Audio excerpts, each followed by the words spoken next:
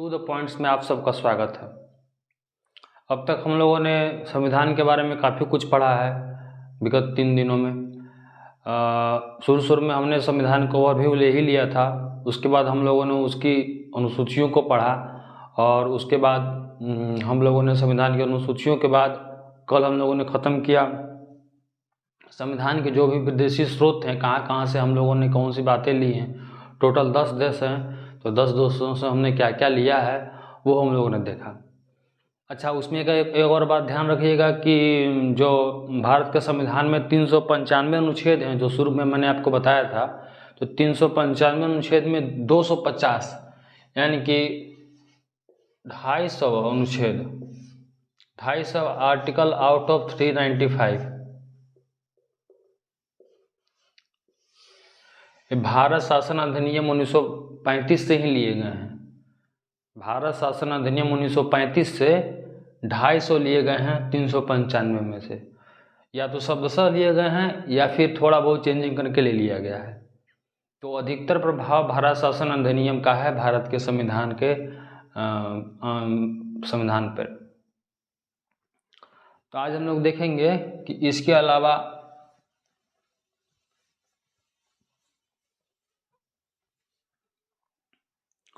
हम लोग प्रस्तावना में आज आगे बढ़ेंगे कि प्रस्तावना, भारत की प्रस्तावना बहुत इम्पोर्टेंट है। आजकल प्रस्तावना से काफ़ी सवाल आ रहे हैं। प्रस्तावना से मैंने आपको पूरी प्रस्तावना लिख दी है। पूरी प्रस्तावना आपको एकदम याद कर लेनी है। आपको लगता होगा कि नहीं, इसको नहीं इतना थोड़ी रटना है, लेकिन नहीं, आपको इसको याद करना है। इसमें कई सारी याद करने लायक, बहुत सारी याद करने लायक बातें हैं, मैं आपको बता रहा हूँ, आप उसको ध्यान रखिएगा।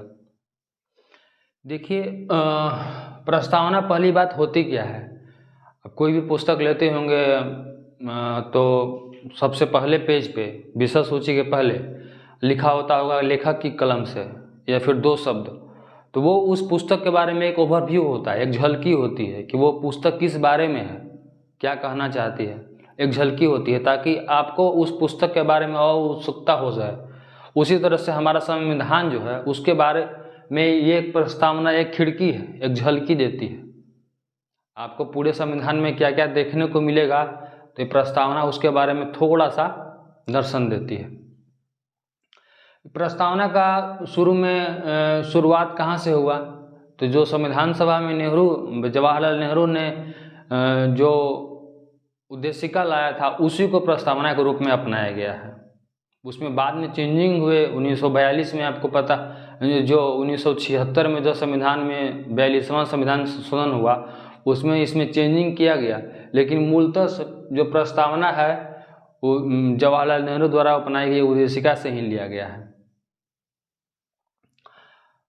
ये प्रस्तावना में क्या लिखा हुआ है, देखिए, ध्यान से देखिएगा। प्रस्तावना में लिखा हुआ है, हम भारत के लोग, यानी कि जो भी संविधान बनाया जा रहा है वो भारत के लोगों की तरफ से बनाया जा रहा है। देखिए क्वेश्चन किस तरह से आएगा, इसमें क्वेश्चन आता है कि सबसे ज़्यादा अथॉरिटी, सबसे ज़्यादा पावरफुल भारत में किसे माना गया है, तो जनता को माना गया है, क्योंकि भारत एक लोकतंत्र है, तो जनता का शासन है, इसलिए जनता को ही सबसे पावरफुल माना गया है। इस चलते जो भी शक्तियाँ डिराइव की गई हैं संविधान में, संविधान के से ही शक्तियाँ न्यायपालिका को भी मिलती हैं, विधायिका को मिलती हैं, या फिर कार्यपालिका को मिलती हैं, एग्जीक्यूटिव को मिलती हैं।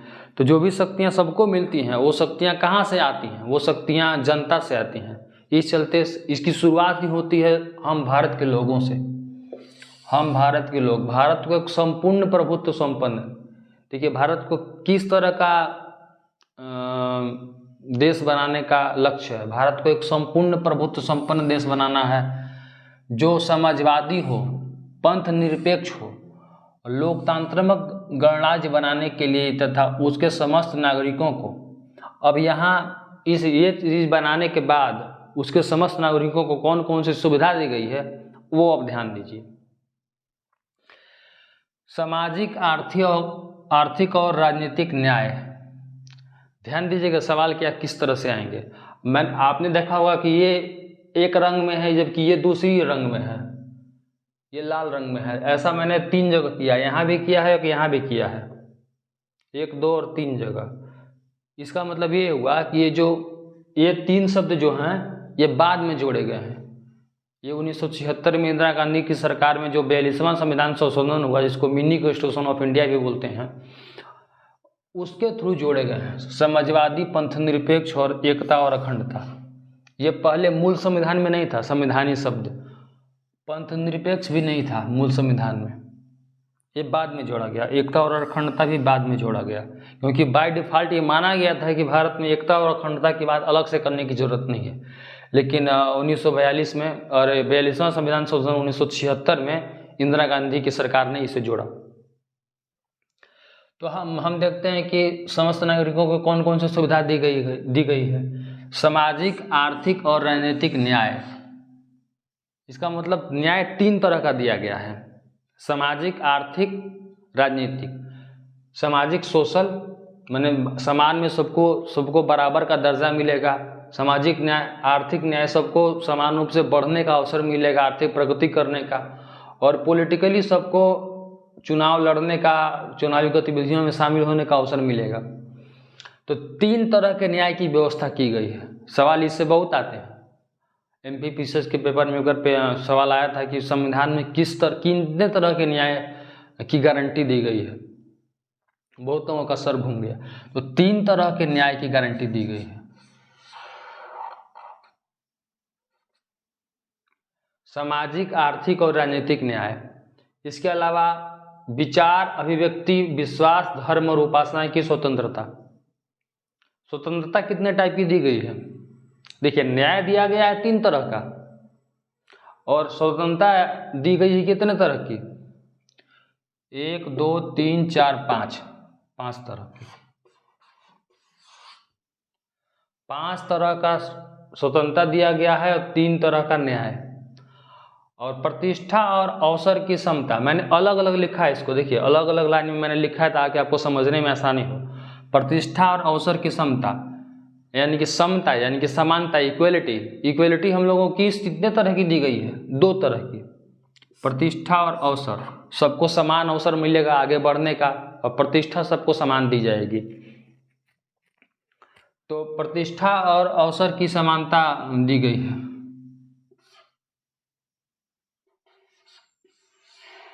समानता कितने तरह की दी गई है? 2 तरह की। न्याय कितने तरह का दिया गया है? 3 तरह का। स्वतंत्रता कितने तरह की? 5 तरह की। और समता 2 तरह का। प्राप्त करने के लिए तथा उन सब में व्यक्ति की गरिमा और राष्ट्र की एकता और अखंडता सुनिश्चित करने वाली बंधुता बढ़ाने के लिए।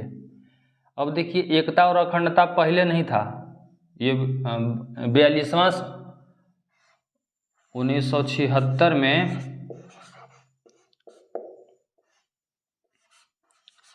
42वां संविधान संशोधन हुआ, 42 कॉन्स्टिट्यूशन अमेंडमेंट, उसके थ्रू इसको जोड़ा गया। ये जो तीनों लाल वाले हैं, इसको जोड़ा गया।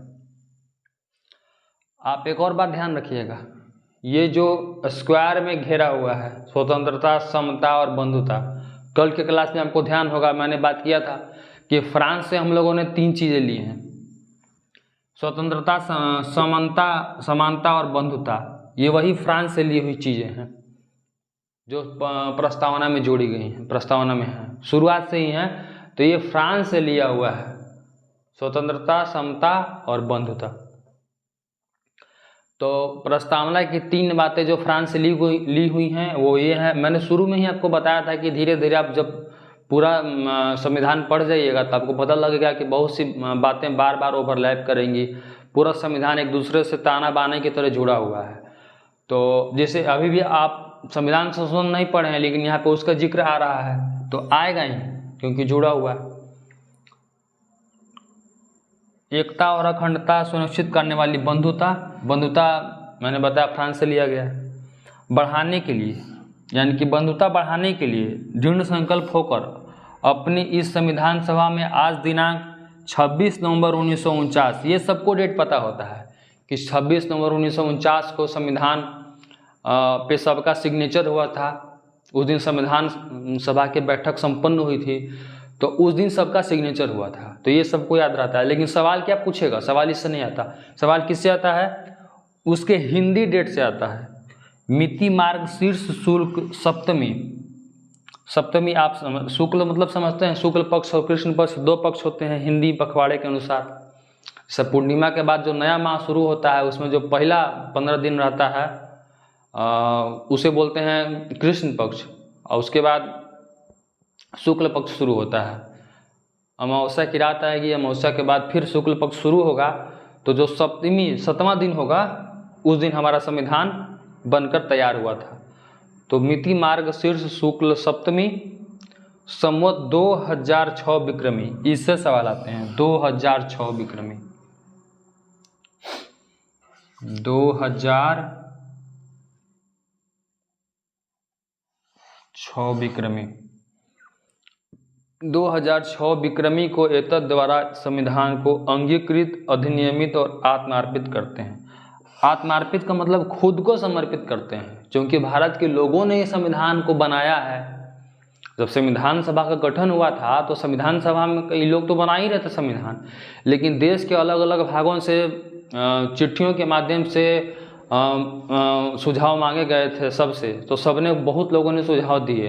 तो ये माना गया कि भारत के सभी लोगों को इसमें योगदान है, इसमें सहमति है।